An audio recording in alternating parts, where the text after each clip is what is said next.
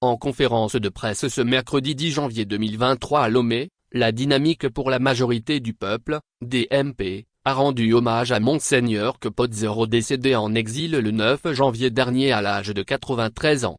La conférence des présidents de ce mouvement a annoncé, par la même occasion, la tenue d'une manifestation pacifique le 27 janvier prochain à Lomé. Conférence de presse de la Dynamique pour la majorité du peuple, DMP. Déclaration liminaire. Vibrants hommages à Monseigneur Philippe Fanoco Capozzero. Pour sa mémoire, la lutte doit être finalisée. Mesdames et messieurs les journalistes, chers militants et sympathisants de la DMP, nous vous saluons très chaleureusement en ce début de l'année 2024 et saisissons l'occasion de ce premier rendez-vous avec la presse pour vous présenter nos meilleurs vœux de bonne santé, de paix et de joie à vous-même et à vos proches. L'année 2024 constitue pour nous une année de grands enjeux à affronter et de défis majeurs à relever. Il s'agit en effet de l'année où deux importants scrutins sont programmés pour se dérouler de façon couplée pour la première fois, mais aussi et surtout c'est une année où les citoyens togolais doivent affirmer leur refus de la conservation du pouvoir d'État par une seule famille depuis plus de 60 ans. Ce combat est celui auquel le peuple s'est livré une fois encore le 22 février 2020 sans pouvoir l'achever jusqu'à ce jour. La DMP, qui poursuit ce combat pour concrétiser l'alternance déposée dans les urnes en 2020, s'apprêtait à annoncer au peuple ce mercredi 10 janvier 2024 sa décision d'appeler à une marche de protestation le 27 janvier 2024, lorsque malheureusement, Monseigneur Capozzero, le principal acteur des événements du 22 février 2020 s'est éteint hier, alors qu'il a toujours déclaré qu'il verra l'alternance de ses yeux avant de s'en aller. Face à cette nouvelle affligeante, il convient, toute activité cessante, de rendre d'abord un hommage mérité à celui qui est devenu le patriarche de tous les Togolais en lutte pour la démocratie et la libération du Togo de l'oppression.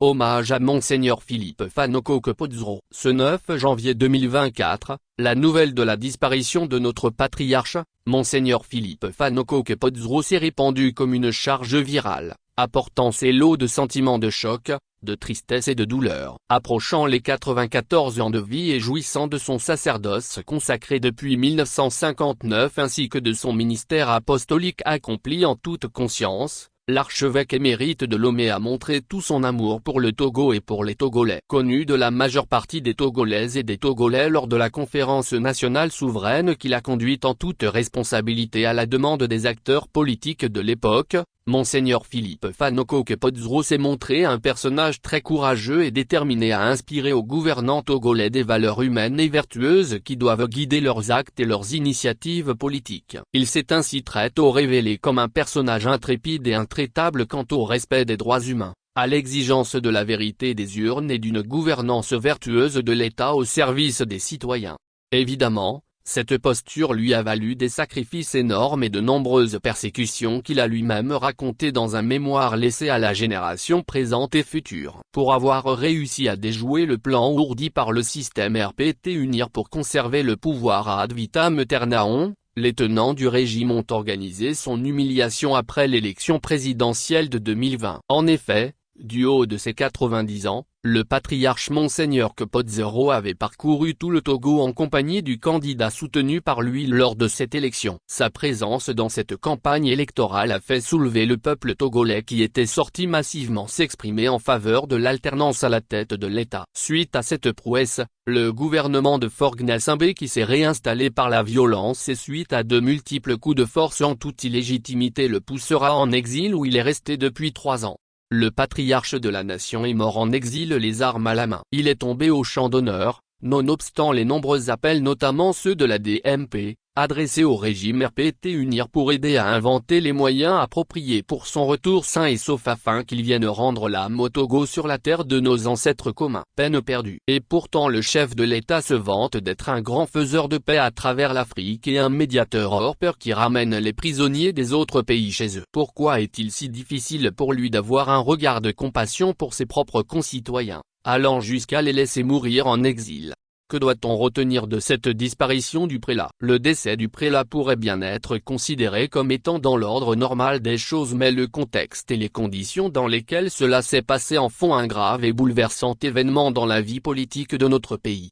Doit-on conclure que le régime RPT unir et décider à laisser mourir des valeureux fils et filles du Togo en exil? Il y a lieu de rappeler qu'avant Monseigneur Kpodzero, le compatriote Feu Bertin Abba lui aussi décédé en exil n'a pu être enterré dans son Togo natal. À qui le tour parmi les nombreux Togolais contraints à l'exil, pourrait-on se demander? Le sacrifice consenti par le patriarche mort en martyr ne doit en aucun cas être inutile. Il doit créer un sursaut pour le rassemblement et la remobilisation de tous les fils et filles épris de liberté et de toutes les forces du changement en vue de continuer le combat pour l'alternance et la libération du Togo de toute oppression. Le départ de notre patriarche vers le Père doit être une opportunité pour tous les Togolais de comprendre le sens élevé de son combat et de son engagement pour la cause du Togo. Monseigneur Kpodzero doit être aussi une source d'inspiration pour la jeunesse et tous ceux qui se sentent lassés par cette longue et épuisante lutte contre les impérialistes et leurs valets locaux qui pillent nos ressources naturelles et déshumanisent impunément les Togolais. La DMP salue la mémoire du patriarche Monseigneur Philippe Fanoko Kpodzero, son courage et son patriotisme légendaire, et lui réaffirme son engagement à poursuivre le combat à sa suite pour aider à promouvoir la nouvelle indépendance et la souveraineté de notre pays dans le respect de ces vœux qui nous restent si chers. La DMP en appelle à tout le peuple togolais et surtout aux forces politiques dans le pays afin qu'elles se surpassent et se départissent de toute polémique inutile et saisissent l'opportunité de ce deuil qui nous frappe pour nous entendre sur l'essentiel et délivrer ensemble notre pays le Togo. 2. Face à la gravité de la situation qui prévaut dans notre pays, il est temps de manifester notre mécontentement et de dire non. Le 31 décembre 2023, soit quelques jours avant le décès du patriarche, le mandat de l'actuelle Assemblée nationale est arrivé à terme conformément aux dispositions de l'alinéa 1 de l'article 52 de la Constitution du Togo. Dans un communiqué rendu public le 25 novembre 2023, le gouvernement après son conseil des ministres a annoncé que le chef de l'État l'a instruit de prendre sans tarder toutes les mesures pour permettre l'organisation des prochaines élections au plus tard à la fin du premier trimestre de l'année 2024 tout en tenant compte de la persistance des défis sécuritaires pour garantir à tout candidat, électeur et citoyen la sécurité nécessaire sur toute l'étendue du territoire national. Le chef de l'État et son gouvernement auraient dû prendre plus tôt cette responsabilité pour peu qu'ils aient un minimum d'égard pour les populations dont la tâche citoyenne est de les élire. La précipitation qui s'observe aujourd'hui dans la conduite du processus électoral et qui se dégage du communiqué du Conseil des ministres du 18 décembre 2023 avec l'adoption de plusieurs projets de loi devant régir les prochaines élections nous révèle que le gouvernement s'est réveillé de son sommeil et veut courir en violant les étapes. En effet, du moment où le chef de l'État et le gouvernement n'ont pas su exercer leurs prérogatives pour organiser dans le délai prescrit par l'alinéa 2 de l'article 52 et qu'ils ne peuvent justifier d'aucun cas de force majeure les en ayant empêchés, il rend inopérante le dernier alinéa de l'article 52 qui préconise que les députés sortants restent en place jusqu'à la prise de fonction des nouveaux députés élus. Cet alinéa ajouté au premier du même article sont destinés à préserver la continuité de l'État en situation exceptionnelle. En ne respectant pas de manière délibérée le délai prescrit pour la tenue des élections,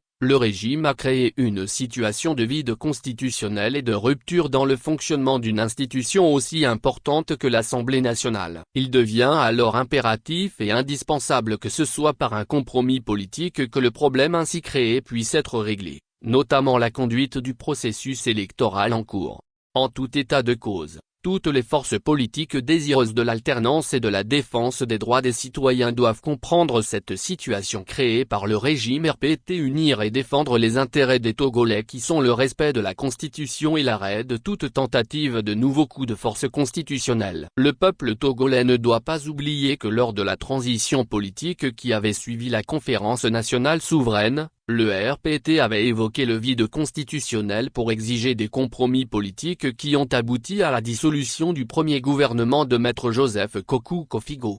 Les mêmes causes devant produire les mêmes effets, la DMP demande au chef de l'État qui seul détient encore une certaine légalité d'appeler à des assises pour rechercher un compromis politique avec la classe politique, de libérer les détenus politiques et d'appeler au retour des exilés politiques en toute sécurité en vue de l'apaisement dans notre pays, préalablement à l'organisation des élections en vue.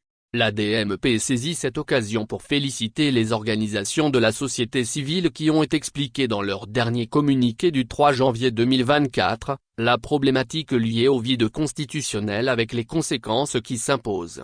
L'ADMP note que le gouvernement a créé ce nouveau problème lié à l'expiration du mandat de l'Assemblée nationale dans un contexte où tous les Togolais pénalisés par la gouvernance du pays doivent faire face à la vie chère en constatant dans le même temps que les ressources du pays sont dilapidées telles que le révèlent les affaires des fonds Covid-19 et Petroleugat. Les Togolais sont mécontents et insécurisés par les nombreuses violations des droits de l'homme attestées par l'emprisonnement de plus d'une centaine des Togolais pour leur opinion politique, alors que plus de 101 enseignants syndicalistes sont renvoyés de leurs fonctions. Que dire des incendies des marchés ayant leur source dans des actes criminels ou la négligence des responsables des marchés? C'est pour dire non à toutes ces situations qui montrent que notre pays le Togo va mal que l'ADMP a adressé un courrier au gouvernement le 4 janvier dernier l'informant de l'organisation d'une grande marche pacifique le 27 janvier 2024 à partir de 10h pour protester contre 1. La prorogation illégale et de fait du mandat des députés de l'actuelle Assemblée nationale. 2. La violation de l'article 52 de notre Constitution. 3. Le maintien de la CENI illégale. 4. Le maintien de la Cour constitutionnelle incomplète et partiale. 5. Le découpage électoral actuel inique et non équitable. 6. Le refus d'inscrire une partie des populations sur les listes électorales. 7. Le licenciement abusif des 120 enseignants syndiqués. 8. Les incendies répétitifs des marchés du Togo avec leur lot de misère qu'on impose aux commerçants en général et aux femmes togolaises en particulier. 9. Le Petroleugat et le Covidgat. 10. La vie chère. Les principales revendications pour la marche pacifique sont les suivantes. 1. Le rapatriement du corps du patriarche au Togo et son enterrement dans la dignité. 2. Le retour de tous les exilés politiques au Togo. 3. La libération de tous les prisonniers politiques. 4. L'ouverture des discussions franches et sincères devant aboutir à des compromis politiques pour la refondation de notre République. L'ADMP invite les populations togolaises, hommes, femmes, jeunes et vieux de toutes les couches sociales, les organisations de la société civile ainsi que toute la classe politique désireuse du changement à la mobilisation pour dire non et enfin sauver la République qui est en danger. L'itinéraire prévu pour la marche est le suivant. Rond-point Begakpoto, boulevard Malfakassa, face église des Assemblées de Dieu de Begpota. Fait à Lomé le 10 janvier 2024.